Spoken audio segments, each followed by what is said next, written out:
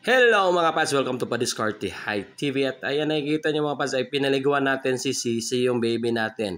So dati baby, ngayon ay bata na talaga. She's 4 years old already. At kung natatandaan nyo, simula tayo magbantay nito is 1 year old pa lang siya hanggang naging 4 years old. Kasi si Mrs. ang nagtatrabaho sa amin.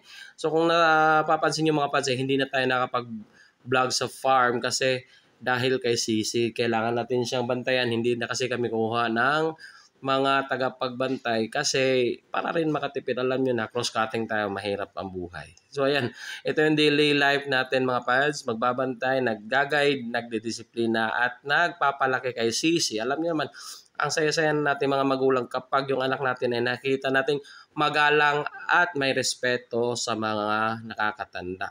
At saka mas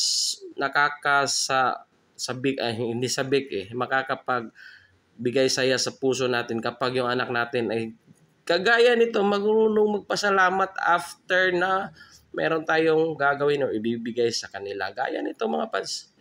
Alam nyo, pagkatapos nito, ang ganda ng sinabi nyo, pakinggan nyo lang. Malapit na. Ayan. Gaya niyan mga pads. Ewan ko lang. O diba, ang ganda, ang saya-saya sa heart.